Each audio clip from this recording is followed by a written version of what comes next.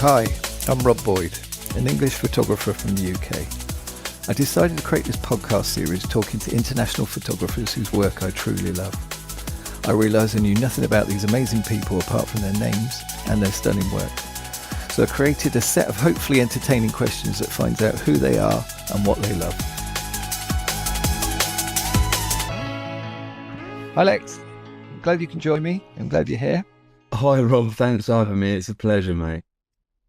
Now, I know we were going to set this up a little while ago and I'm just glad we've managed to make it work now. Me too. Right. Excellent. So if you start with your name and your Instagram name, that'd be amazing. Yeah, my name's Lex, and I'm at Lex Takes Shots.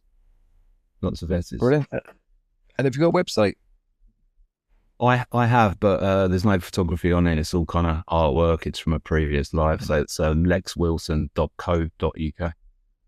Right, we can have a gander and see what it's about. Why not? So where do you live? I live in southeast London. Nice. Yeah, Peckham, between Peckham and East Dulwich. You know, the first thing, I'm at that age, when you think of Peckham, I think of Only Fools and Horses. Yeah. I've been looking for the house, but I hear it doesn't exist. So. All right, fair enough. Yes, where are you from originally? I'm from Cambridge originally. I grew up in Cambridge, well, North Hertfordshire, so just outside Cambridge. Yeah, best part of the world. I've been about the place. I've lived in a few different places. Lived in Nottingham for quite a while, and now I'm here. Yeah, good stuff. Excellent. So, if I visited you, where would you take me to shoot? It would have to be Rye Lane, which is about 5 minutes walk from where I live, right on the doorstep. It's so vibrant and energetic, and it's a tight knit community, and it sort of taught me that if you're going to make photographs in a place like that, you kind of need to be part of the rhythm of the place. It's not like Soho or Leicester Square where you can kind of be anonymous. There's cameras everywhere. You can kind of stroll in and start shooting away. Yeah. You stand out like a sore thumb there because everybody's going about their business. Everybody knows each other there. And it's got this kind of raw entrepreneurialism. Everyone's got a little hustle. Everyone's selling something. You know, there's so much activity there. And on Saturday, it's like the entire community is on that street, right? There's so many layers and so many stories and so many interactions, and it's an amazing place to shoot. And I haven't done a whole lot of shooting there, but every time I'm there, I reach for the camera because it's an amazing place. Yeah, at least they recognise you as well, so you can be my guide if we go. Yeah, for sure. I'd love to. Excellent. So are there any places for tourists? Obviously, it's London in general, but anything where you are? Where I am, there's a nice, quite close to where I live actually. There's a William Blake, the poet, came to Goose Green, really close to where I live.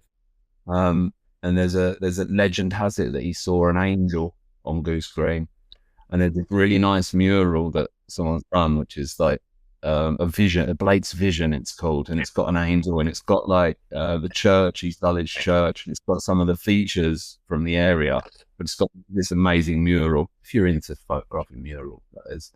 Yeah. But I would say just Peckham in general has just got a certain energy to it that you just can't beat if you're into taking pictures of people and human stories and interactions and stuff. But I generally hop on the train to London Bridge and then I just fan out into central London from there. That's really where I go. Yeah, get all your steps in. Getting them in, I'll tell you. I used to cycling, but I found that if I ride my bike around the city, I'm missing things that I otherwise would do, and then I end up, wasting time locking it up and stuff. So I just like to go on foot now, keep my eyes open. Yeah, brilliant. Yeah, excellent. That sounds good to me. Yeah, I might even have to make sure we do that. So, what's your favorite destination in the world? Where do you love the most? I've been to a few places actually, but I think Havana is probably Cuba is probably one of the favorite places I've been. I wasn't a photographer when I went, so I don't have experience of taking photos there, but just the historical architecture, and there's a lack of modern architecture there. So it's got this kind of uh, very kind of consistent feel to the place. The color, obviously, the classic cars, the light is amazing there. Um, and I follow a lot of people on Instagram who've been to Cuba and seem to go back multiple times to take pictures. And the people, to my eye, and from the pictures, seem quite open to having their photo taken. What I feel is quite refreshing. There's definitely kind of tension in certain places around pointing a camera. Yeah. Even having a camera in your hand, right? You can feel tension in some places, but yeah, it seems to me that the people are really open there. So yeah, that's my favorite place, and I can't wait to go to take pictures. Yeah, that's on my bucket list. I can see exactly why. You know, that's Yeah. 100%. Yeah, no, brilliant. So, where would you like to visit in the world? Where do you fancy next? I mean, this is a tough one, right? I want to say Japan, but I'm not going to say Japan. But Japan. Yeah. I mean, we're photographers. We all want to go to Japan. You know, we want to do New York. We want to do Japan. Just to experience the complete. You know, absolutely. Yeah. But I'm going to say Rio. I'm going to say Rio. One, because I feel like it might be a bit edgy. Yeah. To be strong with the camera, and I kind of like that. I like that energy. But also just like the stunning natural backdrop there. Every image I've ever seen of the place is just incredible. Kind of hung up on City of God, the film City of God as well. Like it's a classic. Just the cinematic, amazing. So yeah, I think Rio is somewhere I'd really like to try my hand taking pictures. Yeah. Perfect. No, absolutely brilliant. So, weird question: if you could time travel, where and when would you visit? Oh, this is a tough one. I think I'll have to. My grandma was Sri Lankan, and she came to Britain in the mid-60s. And she passed away when I was about 11 or something like that. So I never really had a chance to talk to her about her experience of that whole move. You know, she moved her entire life when she was quite young. I'd love to document that journey, right? Making preparations, deciding what artifacts from home to take with her, and that it was a month-long journey by boat, by ship, across the Cape of Good Hope, you know, and then settling in here. And I have memories of her home and the things that, you know, the artifacts that she placed in certain places, and just to document her picking her life up from one place and settling down in another one. I'd love to document that. I think that's where I'd go. Mid-60s, from Sri Lanka to Britain, in just. Yeah, and go with her as well, so you actually see what she was like as well. Get more. Well, I get to go to Sri Lanka as well, right? So I've got Rio, Cuba. Yeah, that's it. Always thinking like that. So, if you could photograph anyone in history, who would you shoot? This one's pretty easy for me. It's Miyamoto Musashi, who was he's probably the best known samurai in modern times. He's like really well known.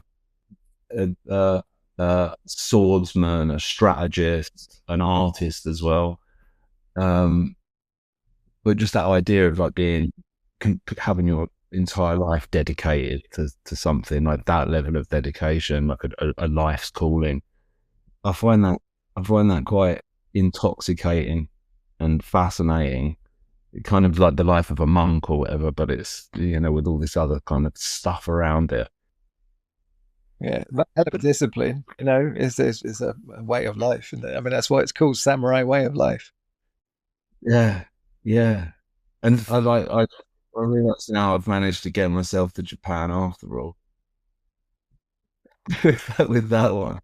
So I'm glad didn't pick it earlier, right? I picked Rio for my place to go and in my person to photograph. Presumably, I would go to Japan to to photograph him. So yeah, Musashi. Yeah, good choice. Yeah, excellent. Good. Love it. So tell me a fun fact or a story about yourself. It's not that fun really, but I I I had a hobby drawing, like pencil and paper, kind of geometric. My mum bought me this book when I was 13. I know it was when I was 13 because she wrote in the front of the book, as mums often do, "Merry Christmas, X 1992. Love, Mum and Dad." And it was MC Escher's graphic works. I don't know if you know MC Escher, but a Dutch kind of just an incredible artist, but he would draw all these weird perspective drawings of stairs that kind of didn't make sense. He did the waterfall that flows upwards. You might have seen that. It's quite a famous drawing. And then I just completely blew my mind, and I started kind of drawing, kind of mocking this kind of style and using stairs and stuff. Anyway, um, in my 20s, I was putting this artwork out on Instagram. I've got another account, an art account, and that's the stuff that's on my website, by the way. And I had started to get like freelance jobs, and so I kind of turned like what was a hobby into like a decent side hustle. It's a decent side hustle now. I've worked for Nike. I did some Nike t-shirt designs, done the cover of new signs and stuff like that. Been published in books and stuff. So yeah, just that. I guess that's a fact that I just had this little hobby, and I just parlayed it into work. Now it's part of my living. Yeah, amazing, amazing. And also the thing as well, you can still stay anonymous, yet still, put your stuff out there and it be used in so many different places. Yeah, that's true. That's true. Yeah. Cool, brilliant. So I know it's a weird question, but what's your favorite word? It's a weird word for a weird question. It's apophenia. I don't think I've ever used it, but I know it. And is often used to like describe what drives like conspiracy theorists and stuff like that. But it's making connections or seeing connections or patterns in things that have no objective place in reality. So like the conspiracy theory, this, then this, so this, therefore this. But like apophenia and that idea of like, I do that all the time when I'm out taking pictures, right? Like looking for patterns, looking for connections between things all the time. Like that's kind of what's driving me all the time. It's like looking for patterns and connections. And I remember the first time I saw David News work. David's Art Street is his Instagram.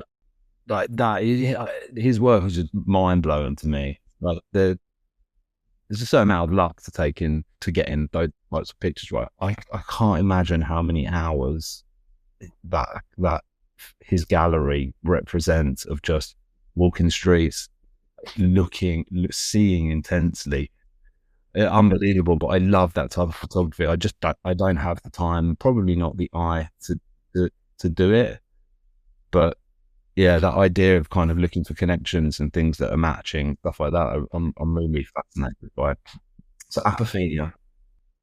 Yeah, he is amazing. I was speaking to him last night because he did a street macadam thing in last night, a live thing, and he was so nervous because his English isn't his first language, and he has to stop and think about the answers, so it takes him a bit longer to think. So the hour went by quite quick, and I know he's getting flustered. And then at the end of the interview, the fire alarm in his hotel, because he's in New York at the moment, went off. And I thought I'd just have to message him to say, look, you've done really well under the circumstances. I'm going to go back out in New York and find all those magical things you do, because he's just got that eye. He can spot something. And he can see the scene, and just stuff you never see in a million years. He sees somehow out of the corner of his eye. Yeah, that's exactly it. And there's loads of it as well. That's the thing. It's like I might find something like that in a lifetime, but I mean, it's a true talent to be able to see that way. Yeah, Yeah. No, cool. Yeah, excellent. That's a good, good way of explaining that word as well. I love it. It's great. So because it's an international podcast, teach me a new word or a saying I may not. Well, this one's not really a say. I'm a big poetry fan, and Philip Larkin is one of my favorites, and he's got this poem called "The Trees," and the first two lines are, "The trees are coming into leaf, like something almost being said." And I love like how visual and metaphorical that those lines are, and the whole rhythm of the poem is very visual and amazing. Interestingly, I know this is not Rob Boyd's poetry corner podcast. No, you I crack on. think I want to learn everything. I'm like a sponge, yeah, well, mate. you must have heard a lot. You must have heard a lot, and I'm learning from listening to your podcast, right? All these new phrases. Uh, but yeah, he uses like this rhyming scheme, which is A B B A, which is so that the first line and the last line of each stanza is kind of encircling the middle two, like the bark of a tree encircles the core of the tree. So there's just like all this just magnificent creativity. I love it. So yeah, that's my That's like a whole philosophy there, just on the way of creating the prose. yeah. That's crazy. It's crazy. It's crazy. Beautiful stuff as well. Yeah. Yeah. Yeah, brilliant. Love it. So when did photography click for you? Obviously, excuse the pun, but when did you realize you could take a good Yeah, shot? good pun. Good. But people say pun is the lowest form of will. I don't agree. Don't agree. I love a pun. Um, I I I got really into multiplicity photography like 2010. You know, like you set a camera up on a tripod and you take multiple pictures of you in different places and stitch them together with Photoshop. And I'm a graphic designer by trade, so I was pretty handy with Photoshop. So I was really into that. And it's quite creative kind of work, I think, using that. And then I put the camera down and I picked it up last year. So it was a good sort of 15-year break between that. Now I'm kind of, I had a dog. I lost her like a couple of months ago, but I used to walk the streets with her all the time. I really liked being in the city with my dog. And I would just see so many moments, so many interactions, like it is stranger than fiction most of the time. And I just thought, I just want to capture these things. I was coming home and telling people, oh, you never guess what I saw at town today. So that's where it came from. I just kind of got a camera, picked it up again. I learned, the exposure triangle and stuff like that. I knew how to operate a camera back from when I was doing multiplicity and stuff like that. So I was kind of ready to hit the ground running. I just needed a camera, so I got a cheap second-hand Fujifilm camera, X-T2, picked it up for dirt cheap or Facebook Marketplace, and off I went. So yeah, I thought I'm really into kind of human stories, moments, interactions, stuff like that. That's what I'm really into kind of capturing. Yeah. And I mean, with your work, I mean, it's again, I've spoken to this to you before, that film just blows me away. I don't know how you do it. It's, it's patience, it's finding the right stock, it's the results, knowing what you're after and everything else. So yeah, it's incredible. But the thing is, the way you look at your scenes as well, it is scenes, you see that in your work. It's kind of, you see the whole thing. It's not just people, or it's just not, you get a bit of everything, but it's great. I love it. That's lovely to hear. Lovely to hear. I have moved. I'm getting wider and wider with my kind of field of view, and I think that inevitably, just you have to start thinking. I mean, I'm still a beginner, right? Still a beginner, really. I've only been doing this for just over a year, and I purposely haven't kind of pinned my flag to the ground in terms of like what I'm doing. And I think you were saying earlier that you don't get hung up on what you're taking pictures of. No, I don't either. I'm not really interested in performance on Instagram. Yeah, it's just, you got to enjoy it. You got to love it. That's the thing. Yeah, brilliant. So the hardest part now, your favorite 3 photos you've taken and why you love them. This is a tough one. It is a tough one. Yeah. There's one shot. The first one is one of a guy called Jamal, a guy called Sammy, and my dog Gav. And I was in town one day, and Sammy was kind of rapping just in the city centre in Nottingham, and Jamal is like this movement artist who does kind of like a style called Brock Up, which was from like late 80s, early 90s New York, very kind of flowy. And you will see it's kind of like popping, but it's a lot of footwork, gliding, and just a visual spectacle. I just turned the corner, and I just bought my film camera, and I just started snapping away. And I got this. I spoke to him afterwards. I said, "Oh, do you mind if I just get one of you?" And the dog went to sit with them. Didn't ask her to. She just went to sit, by them while I was taking the picture. And there's just three of them in black and white. And I just really like that image. It's just, I just really like it. Another the second one is one from a bus. I did a series of kind of bus portraits, looking through buses. So I'd hang around at the bus stop and wait for one to turn up. And there's a few spots in Nottingham where the light just comes either straight through the bus, and they're filthy buses in Nottingham. They're filthy everywhere, but these ones are filthy. And so you got all of this texture on the window and the light, and then the shadow because the windows are so dirty. You get the shadow of the person on the window and their figure blocks the shadow. It's really nice effects. And but my second favorite image is one that was shot at night, and there was just this kid on the bus, and he spotted me, and he just stuck his tongue out at me, sort of defiantly, sort of playfully, as young kids do. So I really like that shot. And then there's my final one is one I took just recently. I was in a pub. I popped in there just to use the toilet, and when I came downstairs, there's this frosted glass, and I was out taking pictures, but I popped in, and I came downstairs, and I just saw this frosted glass, and this person with like a red top on, leaning against the frosted glass. And there's just something textural about it. It's not the best photo you'll ever see. It's probably certainly not the best photo I've taken. But it's something about the moment that just, I grabbed my camera was on my, around my back, because I wasn't, I just went for it. There was someone behind me coming out as well. It was a narrow staircase, but I just got the shot, out of nowhere. I saw it, took it, and developed it. And I was using CineStill 400D, which has got its own kind of character too. So yeah, that's the third one. Yeah. Yeah, brilliant. And that's the thing with like any photography, when you get that moment where you actually scramble for your camera at the last second, don't move, pray that they don't move, and you just want them to, just like, please let me get that shot. And then, yeah, get it.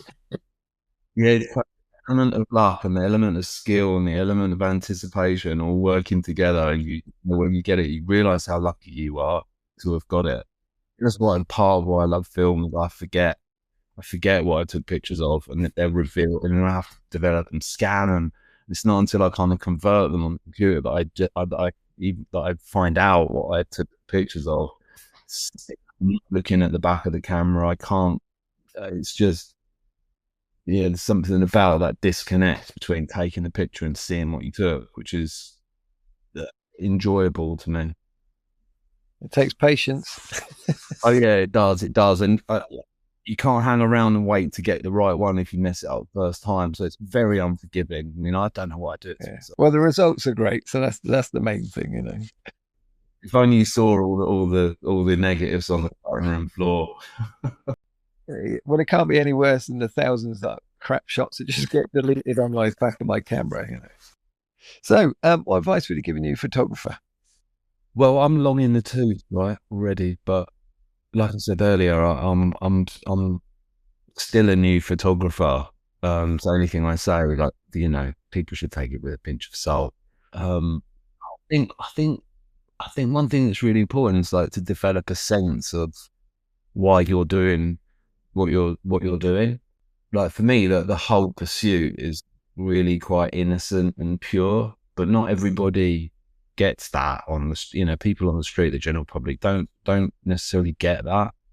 And I've had confrontations with people, but I think having a sense of why I'm doing what I'm doing and what my intentions are, I can articulate why, what it means, and I think that makes me feel a bit braver to kind of step into a scene that I might otherwise, think, oh, I'm not sure, what about this, what about that. So I think, develop a sense for why you're doing your own kind of philosophy around why you're out there taking pictures in the first place. If nobody likes my picture, I'm still going to go out. It's not going to dissuade me at all. And it also I just feel a bit freer, to not relying on kind of external factors to validate why I'm doing what I'm doing. So that's something that's another piece of advice I'd probably give. And just try lots of different things, right? Unless you've got a really clear vision of like exactly what you want to do. Maybe it is you just want to do black and white portraits, 5mm. Unless you really know. For me, I just experimenting. What I love about it is experimenting, trying different things, and experiment, try lots of stuff out, and don't be afraid to fail. It's what I tell all, I'm in the creative industries, and I always say, don't be afraid to fail.